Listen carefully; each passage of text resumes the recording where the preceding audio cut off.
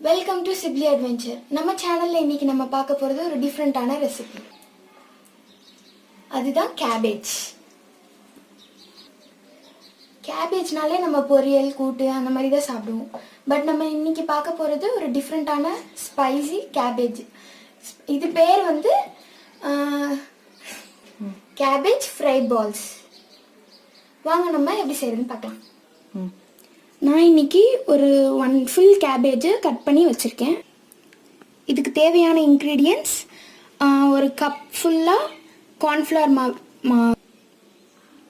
1 cup கார்ன்ஃப்ளவரில் நான் 4 teaspoon எடுத்திருக்கேன். Next rice flower எடுத்துக்கோங்க. இதில் வந்து நான் 7 டீஸ்பூன் போட்டிருக்கேன். ஒரு சின்ன பவுலில் மைதா எடுத்துக்கோங்க. இது வந்து 4 டீஸ்பூன்.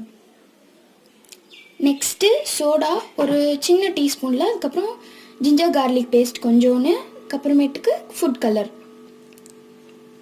நெக்ஸ்ட்டு சிக்கன் மசாலா ஒரு 2 ஸ்பூன், கபாப் மசாலா.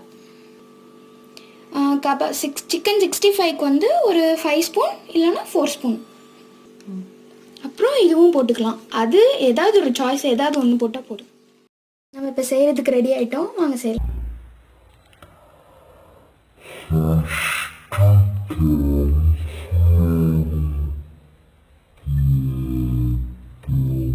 நம்ம 4 ஸ்பூன் போடுங்க ஃபர்ஸ்ட்.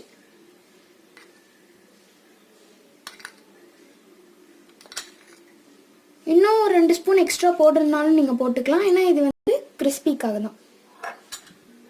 நெக்ஸ்ட்டு ரைஸ் ஃப்ளார், இது ஒரு 6 ஸ்பூன்.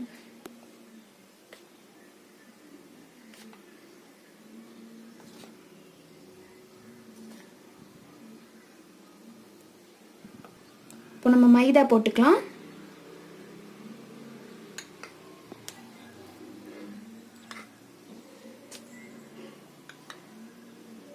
மைதா ஒரு 4 ஸ்பூன் போட்டுக்கோங்க. சரி, இப்போ ஜிஞ்சர் கார்லிக் பேஸ்ட் போட்டுக்கலாம். இப்போ நம்ம சோடா உப்பு போட்டுக்கலாம்.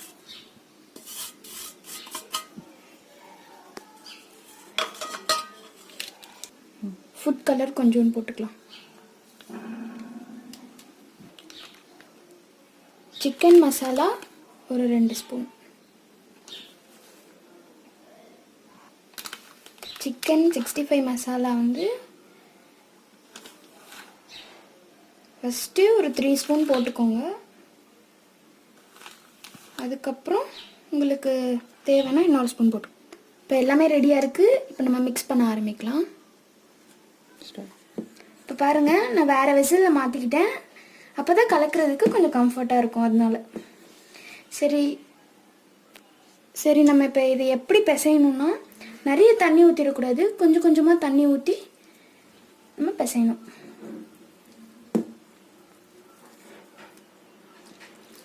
நிறைய தண்ணி ஊற்றுனீங்கன்னா அது ரவுண்ட் பண்ணும் போது ஒழுங்காக வராது. ஸோ கொஞ்சம் கொஞ்சமாக தண்ணி ஊற்றி அது ஒரு சப்பாத்தி மாவு மாதிரி வர்ற மாதிரி இதில் பண்ணுங்கள். கையில் உருண்டை பிடிக்கிற மாதிரி இருக்கணும்.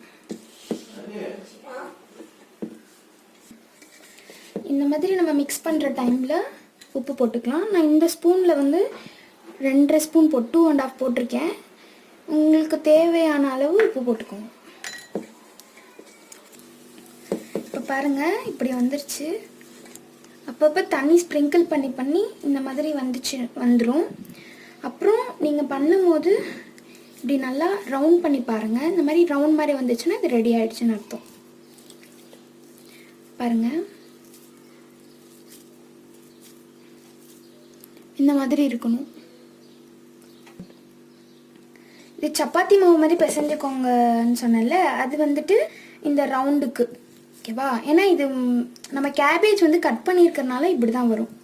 இதை மட்டும் நம்ம ரவுண்டாக பண்ணி செஞ்சிடலாம். இந்த மாதிரி குட்டி குட்டி பால்ஸாக செஞ்சுருங்க. ரொம்ப பெருசாக பண்ணிங்கன்னா உள்ளே ஃப்ரை எண்ணெயில் போட்டதும் ரொம்ப நேரம் ஆகும் அது இதாகிறதுக்கு. ஸோ இப்படி குட்டி குட்டியாக பண்ணிங்கன்னா ஈஸியாக வந்துடும். நான் இப்போ ஸ்டவ் ஆன் பண்ணி ஒரு டீப் ஃப்ரை பேன் வச்சுருக்கேன்.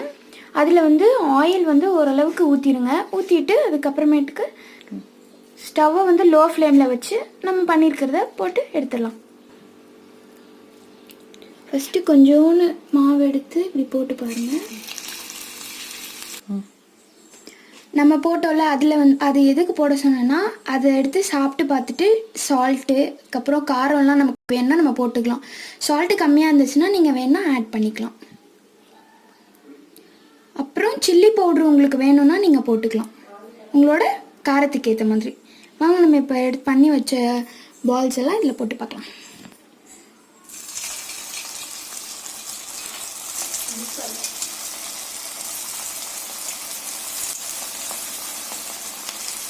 போடும்போது பார்த்து போடுங்க, கையில் விழுந்துட போகுது.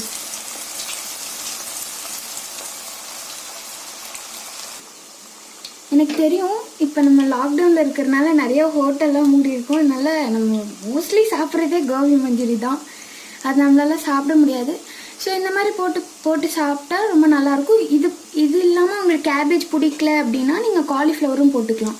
இதே இன்க்ரீடியன்ஸ் தான், பட் காலிஃப்ளவர் கேபேஜ் பதில் காலிஃப்ளவர் போட்டுக்கலாம். வா, நிஜமாலே செம்ம ஸ்மெல் வருதுங்க. நீங்களும் இதை வீட்டில் ட்ரை பண்ணி பாருங்கள். இப்போ பாருங்கள், நமக்கு கொஞ்சம் கிறிஸ்பியாக வந்திருக்கு. இன்னும் கொஞ்சம் விட்டிங்கன்னா இன்னும் கொஞ்சம் கிறிஸ்பியாகும்.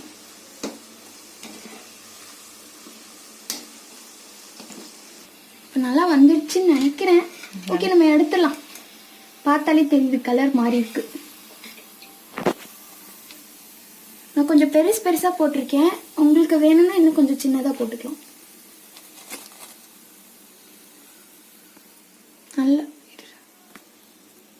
நல்லா ஆயிலை வந்து நல்லா இது பண்ணிவிட்டு அதுக்கப்புறம் எடுங்க.